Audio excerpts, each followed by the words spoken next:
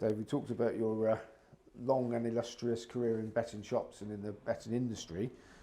I've done quite a few of these interviews, but it's the first time that somebody's got a sideline as an ethical celebrant. So can you tell us what an ethical celebrant is? Well, what I do is I do the fun part of ceremonies. I went to my sister's wedding in London in about 2017, 2018, I can't remember which, and she got married out her back garden. And I thought it was lovely, because I remember when I got married in 1990, it was in a church. All people saw was the back of my head and the back of my shoes, and it took so long. But this thing, it was like about a 25-minute ceremony. So I remember asking her, I said, that was lovely. She goes, oh yeah, he's a celebrant. And I said, but does he legally marry? She says, no, for us to get married, we still have to get married in the registry office. So I was hemming and hawing and thinking about it. And then I said, I'm going to do some research on this. So I did some research on it. And I found that there was a course over here run by the Irish Institute of Celebrants. So it was a couple of grand. You did it every Sunday for about 4 or 5 months. You'd go in, they showed you how to, put a wedding together. It teaches you, it brings you out of your comfort zone. Not like you might laugh when I say this. I'm a naturally shy person, right? Yeah, we'll laugh. No, but I do like to perform, So it's like people would say, Dave, you'd be a great salesman. I wouldn't be a great salesman if I'm knocking on your door because I'm in your domain. But if someone comes into my arena, they're mine. I own them, and I'm very confident I can do that. So I went and you learned how to speak, project your voice, timing with your voice, breathing. So it was a whole good course. And that's how then I got my first wedding about 2 months after I had passed out. And I've been doing them ever since. They're a really nice thing because you're bringing such joy. It's people's happiest day of their life, right? Well, some of them it's the saddest, but that's another thing. So I would meet the couple, we go through what way they want the running order to go. We'll put their story together. I get them to tell me how they met, their first kiss, all that sort of stuff. And then I put a whole wedding together. I turn up on the day. I perform for half an hour. I get €450 and I walk out the door. And it's brilliant. And all the couples I've married, they all keep in touch with me because I'd be very critical of the ceremonies I write. My wife would come a lot of the times with me because you always need someone to carry the bag. And she'd say it was beautiful and she'd be listening to the comments around the room and all.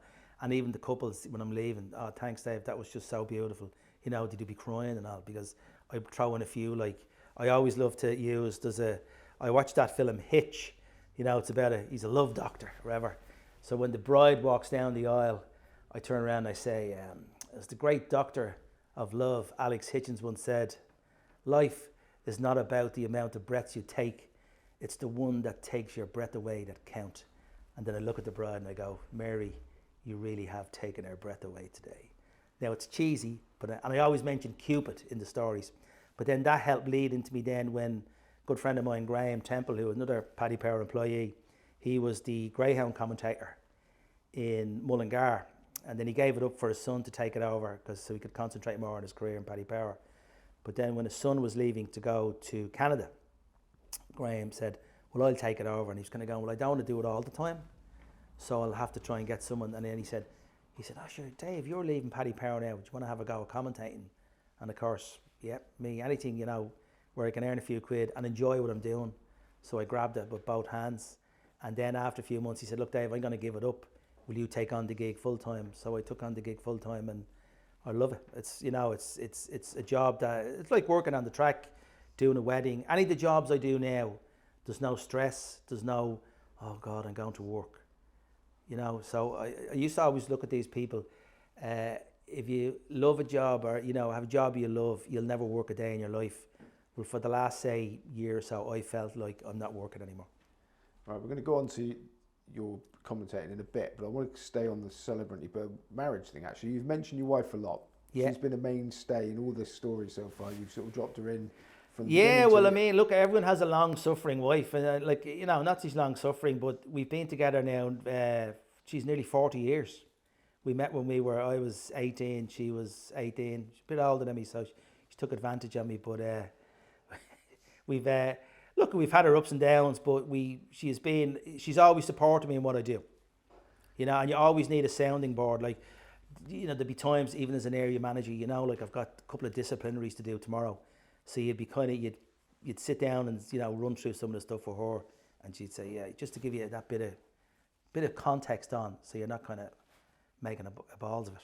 Now, the only time before meeting you that I've come in contact with a celebrant, it's been at a funeral. So do you wave the dearly departed off as well as the happy things? Do you know what? It's something I thought about. I don't know. I love. I could if I was doing a funeral, I'd probably start crying because I can get quite emotional even at weddings. So I think a funeral would be no good if the bloke who's carrying out the ceremonies there going, I can't believe he's dead. Oh no. You know, so, but look, if the commentating and the working for AK doesn't work out, well then I might have to, you know, change direction and start doing funerals. I've done a few baby namings as well. I actually did a wedding last year where They let you name the baby? Yeah. No, I don't. I'm not like, you know, the Lion King and I picked them up and, you know, no, we write a little, you know, a little tale. It's actually, after I wrote it, well, look, I plagiarised another colleague from the IIOC. She sent me on her, because she was very creative. She did more baby names. So I took some stuff from her ceremony and put some of my own stuff in. And yes, I've done a couple of them and they're quite nice actually. Now, you mentioned about working with AK, running his office now on course. Most weddings on Saturdays. Funny enough, not really. Like I'm doing one this Friday, which, like, I know I'll miss Punchestown, but it's just, I'm doing this as a kind of, someone called me up, he couldn't do it, so that's how I got roped in to do it. The next one I'm doing is on a Friday. See, it's cheaper to get married on a, you know, Monday to Friday. Saturday weddings are too dear. So I'm very lucky, you know, and AK is very accommodating because a lot of the Saturdays I work for AK, I can still make it to Mullingar to do the commentating. Because a lot of bookmakers who stand at the racecourse go to Shelbourne, you know, so they're going to one dog track and I'm going to another. So how did the tie up with him working on courses? You know him at Paddy Power? AK?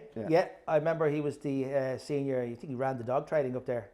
I always found him very interesting, you know what I mean? I'd always try and pick his brains, try and get a winner off him. I'm one of these lazy punters. I like someone else to do the work for me, you know. My wife always said, I just slag her, say, I think I've ADHD now. I have a very short attention span. When I worked for Powers, if people were emailing me, I'd say, don't send me more than one paragraph because I won't read it. Because I read the first paragraph and then I get distracted and just go, I'm not looking at that. So being on the joint with your stage as you like to have is ideal, isn't it? Yeah, love it. You know, it's like being a barker on a carousel. Like, you're just there and, you know, just the crack you can have and you meet many interesting people. And look, even when they're there, men, women, always tell them, you look great, smell nice. Everyone loves a compliment. And they'll always remember that. I went up and had a bet with AK and he told me my hat was nice, my dress was nice, I smelled nice. You know, that's him or her. It just, people want to, you have to give them something to remember you by, and not just, I went up to that bookmaker and gave him my money. Have you, yeah, that's true. Have you got any good on-course stories yet, or is it too early? A bit too early yet, like, you know what I mean? No, not really. There was loads of on-course stories when I ran, but I was looking after the on-course shop with Paddy Power, where we had to peel people up off the ground on student day and all and stuff like that. Or I remember there was one funny one. We were really, you know, this big on the Think 21 stuff, you know what I mean? Now, I remember, like, betting in Ireland used to be, if it was Think 5, if they looked over 5, you take a bet off them, you know, in the shops on the course. So we're on this big drive on the Think 21 campaign also. The counter in Leopardstown is quite high. So a very short pair, I don't know what the politically correct term is for them, like, but, you know, a dwarf or whatever you want to call them, comes up to the counter.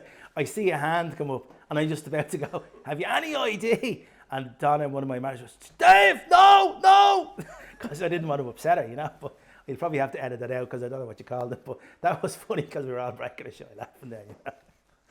We don't edit stuff out on this series. So you said about commentating on the grounds at Mullingar. So had you done commentary before you've done that? Is that like trap 1, trap 2, or do you have to know the names? No, well, look, it's my style is still developing. I kind of, when I started first, it was 1, 2, you know, now I bring in the names. So it's 1, you know, Big John from 2, you know, Little John or whatever. I tend to use, I love the American commentary. So I always, when the greyhounds are going down the back straight, I love to go down the back straight, approaching the third bend. It's 3, Big Al from 4.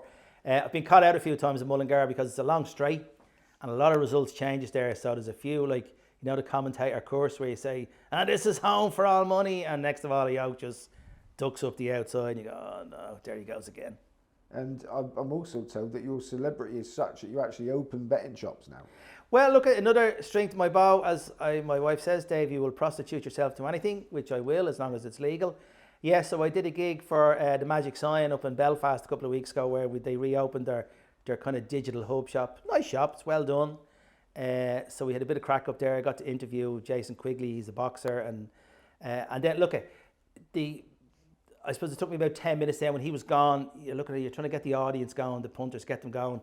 So I was walking around like it's like a stand-up comedian. You're walking around trying to interview people, and then I just start saying, okay, we're going to start betting.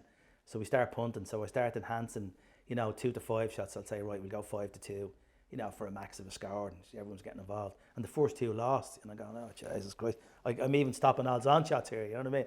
But then we gave him a few winners now, and then we finished off with there was an even money shot, and I went forwards, and the whole shot back to, and then we went, right, that's it, we're done. I enjoyed it. Look, I suppose I just enjoy making a spectacle of myself. Now, you said earlier that you had to go to the toilet when they told you how much you were going to get paid when you got your promotion.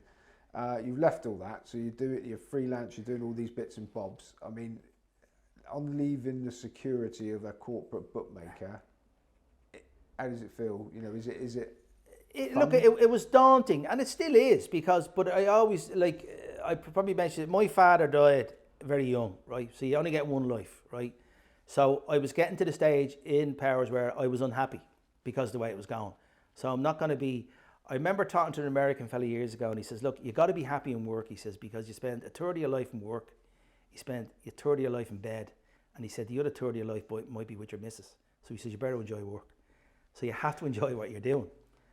So I discussed it with the wife, and my father died, I said, at 55. He was a month over his 55th birthday. When I was a month after my 55th birthday, I decided, that's me, I'm done. I'm going to try something new. Right, now you said you like to enjoy life. This is the final part. And eagle-eyed people amongst us might have spotted you on AK's Wall of Fame in the back there. Yeah. There's a little bit of, I've never, any chance of telling us what happened? Well, look, I could lie and say I was auditioning for a horror film that was makeup. But now the generosity of AK now is no bounds. So we're out on a Christmas night. And look, you're always 16 in your head. I'm the oldest, bar when TK's over, I'm the oldest of the community that's here. They're all young fellas, they can drink. I'm probably just think I still can drink the way I used to. I can't. I'd one cocktail too many. Came out, hands in pockets, missed a step, and the rest, they say, is history. So you've got your celebrant stuff, you do your commentating. Is there anything that you've got your eye on that you'd like to extend your sort of reach to? Anything you fancy? Well, look, I love the on-course work. I love the commentary. I'd love the challenge of, say, doing a bit of commentary somewhere else. I really admire, I tell you, the guys, like the likes of Jerry Hannon and all the horse racing commentators, like only having to remember 6 dogs' names and they're remembering like 40 runners in a handicap is amazing, But I'm sure with training, but I'd love to commentate somewhere else. Look, I get into some sort of promotion stuff for companies, to just, because I like to have a bit of laugh, and like you got to generate an atmosphere in the room, and I think I'm pretty good at that. That was one of the reasons why I did the celebrant course too, because I used to look at all these gobshites coming into Paddy Power saying, I worked with the CEO and a big, talking absolute shite, this motivation, and I'm going, fucking hell, I said, that's a lot, I could do that. And that's why I wanted to get trained, because I think, look, people laugh, but I mean, the amount of money they used to spend on bringing in these people to tell us how to do what we know what we're doing, and they know nothing about the business. I used to go, don't get it. So I want to do that. I want to go and talk shite to companies. Brilliant. Well, on that note, Dave O'Reilly, thank you very much. Thank you. I think we'll have to do a sequel.